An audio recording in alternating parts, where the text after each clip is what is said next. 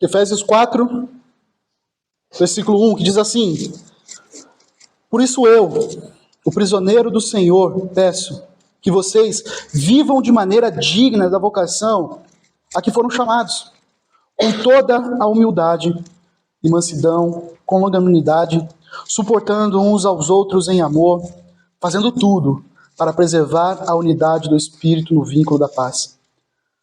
Há somente um corpo e um só Espírito, como também é uma só esperança para a qual vocês foram chamados. Há um só Senhor, uma só fé, um só batismo, um só Deus, Pai de todos, o qual é sobre todos, age por meio de todos e está em todos. Amém? Senhor, aplica, Pai, a Tua palavra em nosso coração. Nós sabemos que ela de forma alguma sai vazia, Deus. Então que seja o Senhor, o Teu Espírito Santo, falando em nossas vidas através da Tua palavra. Assim clamamos e pedimos no nome santo do Seu Filho amado Jesus. Amém. Meus irmãos, como vocês sabem, nós temos estudado a carta de Paulo aos Efésios. Nós temos visto aqui a característica de um povo escolhido, de um povo chamado por Deus.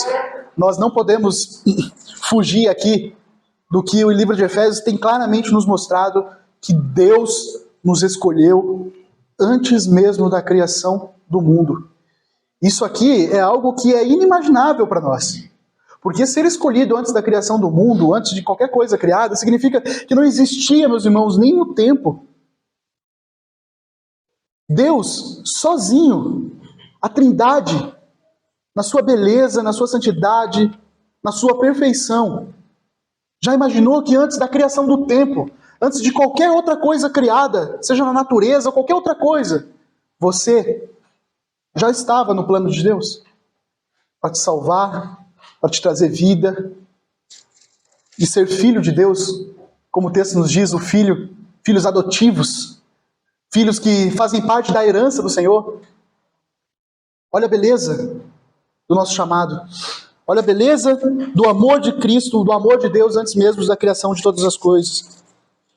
E é isso que nós estudamos até aqui, desde o capítulo 1, onde Paulo exalta, engrandece, louva o Senhor, porque todo esse plano estava nos cuidados do Senhor, no controle de Deus. Paulo louva a Deus por nós, por nossas vidas. Eu gosto sempre de lembrar que nós não somos judeus, nós somos gentios. Nós, na história do Antigo Testamento, não fazíamos parte dos planos de Deus, vamos assim dizer, para os judeus, né? Os judeus a gente não fazia parte.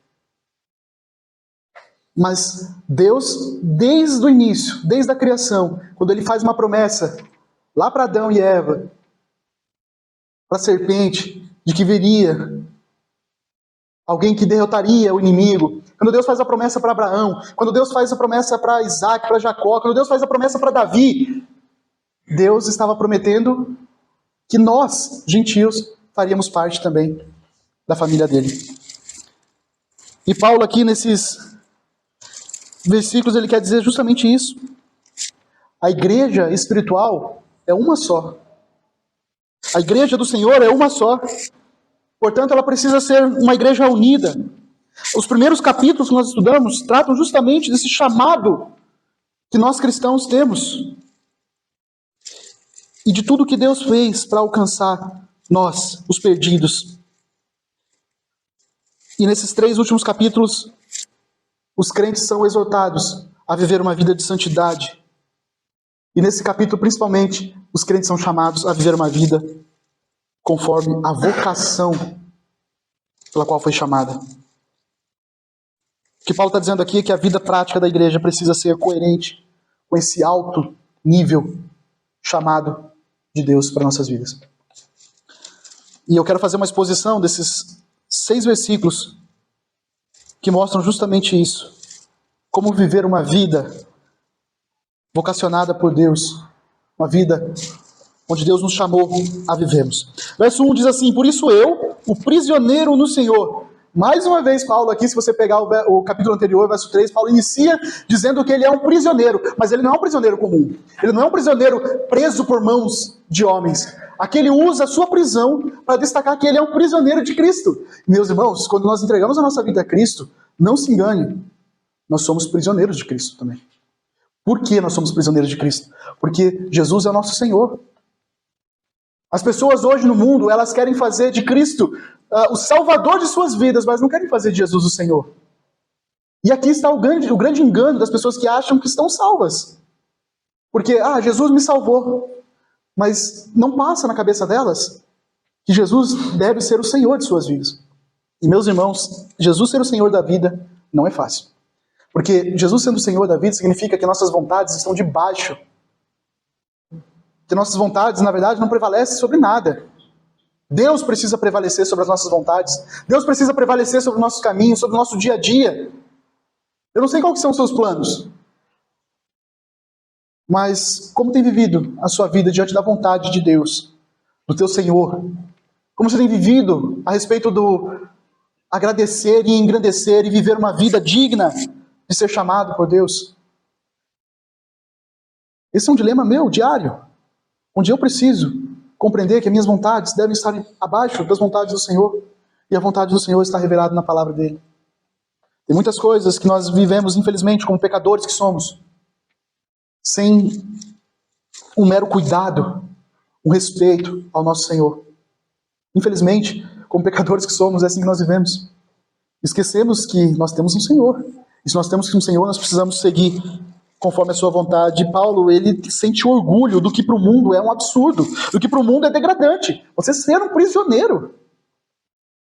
No mundo onde estavam buscando liberdade. No mundo onde a liberdade provavelmente era tudo. Como é hoje, né? A importância da liberdade. Mas era degradante você sentir orgulho de estar preso. Mas Paulo entendia o seu propósito. Paulo entendia o plano de Deus para a sua vida. Ele era um prisioneiro no Senhor. E prisioneiro no Senhor, ele faz essa oração. Ele continua orando, o que ele vem trazendo lá desde o capítulo 3. Orando ao Senhor, pedindo ao Senhor pelos irmãos. E ele fala: por isso eu, prisioneiro no Senhor, peço, ou seja, eu exorto, eu rogo que vocês vivam de maneira digna da vocação a que foram chamados. Paulo continua orando pelos irmãos. E esse é o direcionamento que Paulo tem nessa oração. Eu oro para que vocês vivam de maneira digna da vocação a que foram chamados. O que significa isso, meus irmãos? Viver de uma maneira digna, conforme a vocação que foram chamados, significa que nós vamos viver em constante luta contra a nossa natureza adâmica. Nós somos naturalmente de Adão, ou seja, nós somos pecadores. Nós somos falhos. Nós lutamos o tempo todo contra o desejo, a vontade da nossa carne. E o que Paulo está dizendo aqui é que ele ora para que os irmãos eles vivam de uma maneira condizente, da forma como devem viver, da vocação que foram chamados. Como tem sido a nossa vida, meus irmãos? Como tem sido a minha vida, eu me pergunto? Tem sido condizente com essa vocação? Tem sido condizente com a vocação pela qual eu fui chamado? Que vocação é essa? A gente já lê desde o primeiro capítulo que nós fomos predestinados para a adoção, que é, o que nós devemos esperar, viver uma vida esperando a volta de Cristo. Nós fomos tocados pelas bênçãos do Senhor. Lembra do capítulo 1? Capítulo 2, que vai falar que nós fomos eleitos, que vai falar que nós recebemos a redenção, que vai falar que nós fomos selados pelo Espírito Santo. Olha que maravilha, meus irmãos. Essa é a vocação de Deus. Esse é o plano de Deus, é tudo que Deus fez. Ele nos abençoou nas regiões celestiais, Ele nos elegeu, Ele nos selou, Ele nos vivificou. Ele nos reconciliou. Meus irmãos, Paulo ele enfatiza tanto isso aqui no capítulo 3, essa reconciliação, onde vocês eram um dia estrangeiros, não tinham parte nenhuma no reino de Deus. Vocês eram estranhos. Paulo usa essa palavra, vocês eram estranhos às coisas do céu, às coisas do reino. E agora Deus reconciliou o seu povo, o judeu, junto com os gentios. Deus reconciliou tudo isso para ser só um povo, como nós cantamos aqui, é teu povo aqui presente. Nós somos povo escolhido pelo Senhor. Essa é a vocação pela qual nós somos chamados. É como se Paulo estivesse dizendo aqui, olha, se vocês são crentes e desejam ser reconhecidos como crentes, então vivam como crentes. Nós não podemos, meus irmãos, nós tradicionalmente, como reformados, nós tendemos a estudar. Isso é muito bom, isso é muito importante, mas um estudo sem vida prática não serve para nada. Não serve para nada. Deus me livre que essa igreja viva só uma experiência intelectual. Que Deus nos livre disso, meus irmãos. Nós possamos viver uma vida prática daquilo que o Senhor tem colocado a nós, aquilo que nós temos aprendido, que possamos viver a vida na segunda, terça, quarta-feira, na semana, uma vida prática daquilo que nós estamos aprendendo. Porque nós fomos chamados para isso. Essa é a vocação do Senhor para nossas vidas. É o que Paulo diz assim, vivam de maneira digna da vocação de vocês. Da vocação pela qual vocês foram chamados. De que forma nós viveremos essa vocação? Como nós podemos viver essa vocação do Senhor? Verso 2. Com toda a humildade. Eu já faço uma pausa aqui. Meus irmãos, a humildade, eu não sei se foi intencionalmente aqui que Paulo usou essa primeira palavra aqui, já de primeira, porque é fato, meus irmãos. Se nós não temos humildade, nós não teremos mais nada disso que segue aqui na escrita de Paulo. A humildade é a base de tudo. Nós fazemos de Jesus o Senhor das nossas vidas porque o Espírito Santo nos transforma, nos capacita a sermos humildes e a reconhecer que nós não podemos fazer nada sem Jesus. Nós não podemos ser salvos sem Jesus. Não é pelas nossas boas obras. E aqui é a falta de humildade da humanidade que acha que pode fazer alguma coisa para agradar a Deus. E nós não podemos fazer nada. Ainda que a gente faça o melhor bolo, a melhor ação que nós fizemos, com as mãos sujas, meus irmãos, não serve de nada para Deus. Já fez um bolo onde você derrubou alguma coisa e estragou tudo? Imagine fazer um bolo com a mão suja, amassar, né, o pão, com a mão toda suja. É assim que nós somos. Quando o crente não entende isso, ou quando a humanidade, a pessoa que não conhece a Cristo, não entende isso, meus irmãos, a humanidade está cheia de gente boa. Gente que faz as coisas boas, vão no hospital, cuidar das pessoas que estão enlutadas, que estão enfermas, pessoas que saem de noite a dar comidas para os moradores de rua. Olha quantas coisas boas! Mas a palavra de Deus diz que com as mãos sujas, isso é pecado, é abominável por Deus. Salmo vai dizer isso. O louvor do ímpio é abominável ao Senhor. Por quê? Com as mãos sujas, de nada serve para Deus. Mas significa então que nós não temos mãos sujas? E que nós somos crentes agora? Então não é a mesma coisa? Não, não é a mesma coisa. Porque agora nós somos novos homens. Homem regenerado, pessoa regenerada, que nasceu de novo. Por mais pecador que você seja, agora a sua inclinação é diferente da inclinação do mundo. É uma inclinação voltada realmente para Deus. Deus nos purifica. É por isso que nós devemos pregar, nós devemos anunciar o Evangelho, mas nós precisamos viver esse Evangelho também. É nós que deveríamos estar no hospital, orando, abençoando a vida das pessoas que estão lá, sofrendo. É nós que deveríamos estar na rua, alimentando o necessitado, porque agora nós não fazemos mais com as mãos sujas, mas fazemos com o Espírito Santo, por meio do Espírito Santo que age em nós, vivendo uma vida digna da vocação pela qual nós somos chamados e com toda humildade. Todo o mal da humanidade procede da falta de humildade. Eu, nos meus pensamentos filosóficos, eu imagino que Adão e Eva, o maior erro deles ali, onde iniciou o pecado deles, foi justamente a falta de humildade. Porque Deus o chamou para um propósito, mas eles queriam outro. Eles queriam ser como Deus, parecido com Deus.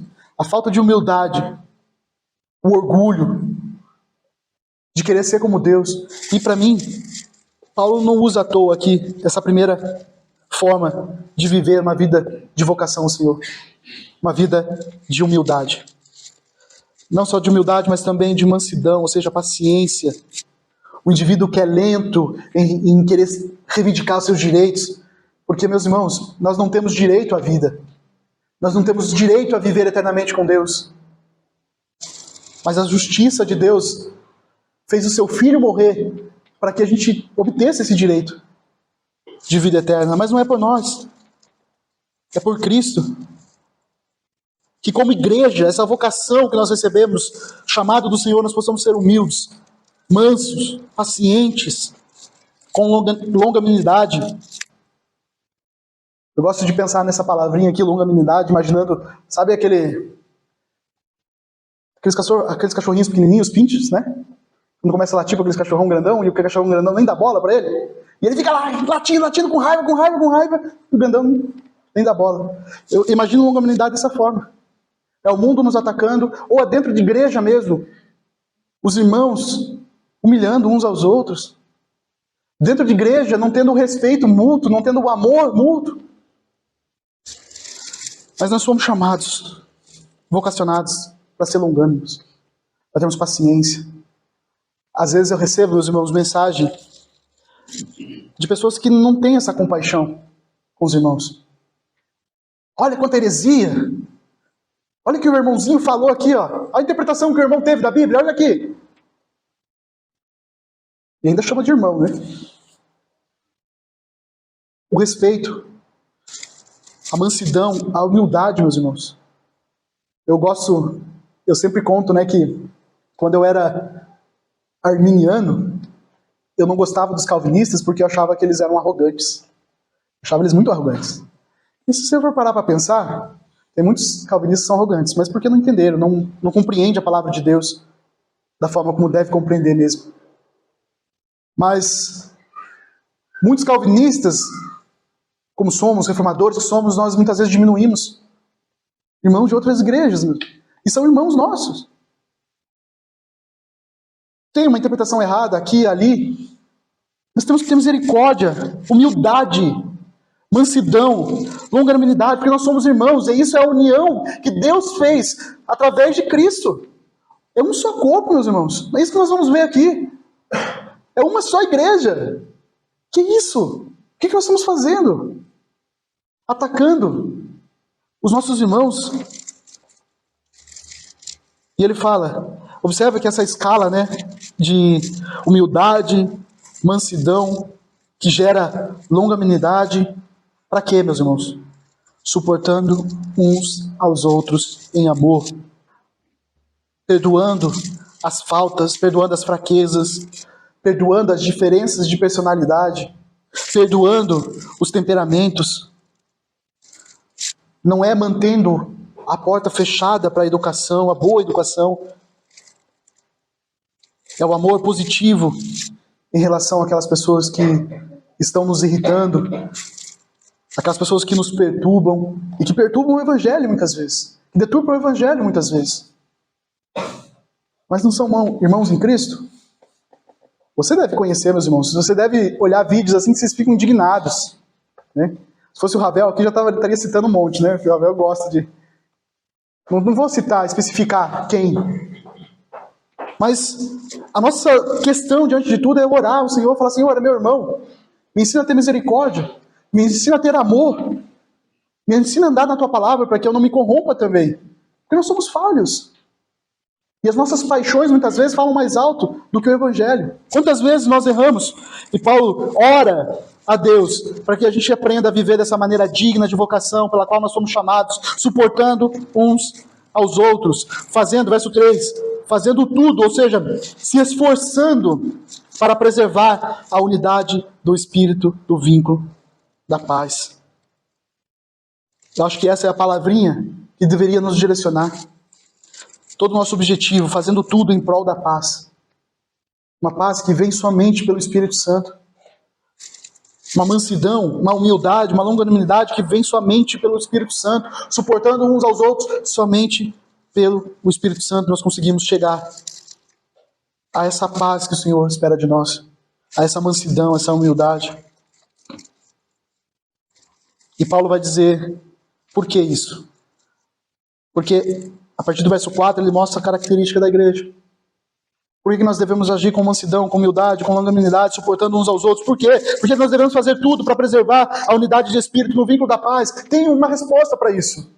Tem um significado para isso.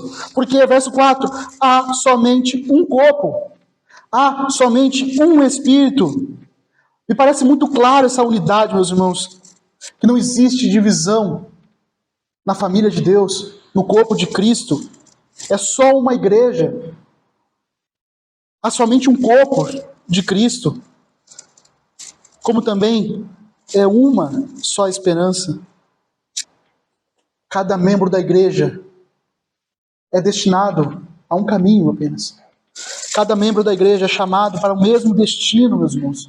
Nós fomos convocados, chamados, eleitos pelo Senhor, antes da criação do mundo, para um só destino, onde todos nós seguiremos. Onde todos nós viveremos eternamente, para essa esperança que Deus colocou em nosso coração, o desfrutar eternamente quando Jesus voltar. Todos nós estamos indo para uma direção, o de viver eternamente com Cristo. Por isso que é uma só igreja, por isso que nós devemos amar uns aos outros, como também é uma só esperança para a qual vocês foram chamados. Estar com Cristo, ser semelhante a Cristo, compartilhar essa glória eternamente. Olha que maravilha, meus irmãos. Você está conseguindo refletir onde você está? O que você é? Você é parte do corpo de Cristo. Nós falamos semana passada que se nós não entendemos o amor de Cristo, que é o que Paulo fala, se nós não entendemos o amor de Cristo, meus irmãos, nós seremos estátuas, múmias, pessoas que não compreendem o amor de Cristo. São esquenta-bancos, né? Como a gente sempre chama. Não faz nada. No reino e para o reino. Para a edificação da igreja. E nós somos chamados porque nós fazemos parte de um só corpo. Olha aqui, meu irmão, veja se você faz parte disso. Faz parte somente de um corpo, de um só espírito. Faz parte de uma só esperança para a qual nós somos chamados. Por quê? Porque há um só Senhor. Olha a ênfase de Paulo. Há um só Senhor. Ou seja, nós somos escravos, mas nós temos um dono. Um dono. Um só Senhor. Uma só fé. Não pode ser dividida. Um só batismo. Aqui eu entendo que Paulo está falando do batismo espiritual acima de tudo. Porque, como Pai, Filho e Espírito Santo, nós somos batizados no nome do Pai, do Filho e do Espírito Santo. Há um só batismo. Batismo espiritual, uma nova vida. Um só Deus, ou seja, não existe outro. É um só Deus, da onde procede a fé, da onde procede o nosso propósito, da onde procede a humildade, a mansidão, a longanimidade, o amor. Há um só Deus, de onde procede tudo isso, Pai de todos. E aqui ele vai destacar a soberania desse Deus, olha que maravilha. O Deus que é o nosso Pai, que é o Senhor deste corpo, Senhor da igreja, o Pai de todos, o qual é sobre todos, ou seja, Ele é soberano, Ele é supremo, Ele é o Deus que controla tudo e todos, Ele é o Deus Criador, é o Deus que faz todas as coisas conforme a sua vontade, o qual é sobre todos, Ele age por meio de todos, ou seja, Ele age de todas as formas para que o propósito dele seja cumprido, meus irmãos, Ele age na sua vida para que o propósito dele seja cumprido. Ele agiu na sua família para que o propósito dele fosse cumprido. Ele agiu no seu amigo quando ele falou do evangelho para você. Ele agiu na sua vida quando você foi para uma igreja e ouviu o evangelho. Ele age em tudo para que o propósito dele seja cumprido. E não só isso, ele não é só sobre todos. Ele não age só por meio de todos, mas está em todos. Já pensou que como igreja, o Espírito Santo habita em você? Deus está em você, meus irmãos. É por isso que nós devemos cuidar do templo do Espírito Santo. É por isso que nós precisamos viver de uma maneira digna da vocação no qual nós fomos chamados. Para a gente viver o verdadeiro cristianismo, o verdadeiro evangelho, o verdadeiro relacionamento com Deus acima de tudo. Porque esse Deus é o Deus que está sobre todos, age por meio de todos e está no meio de todos.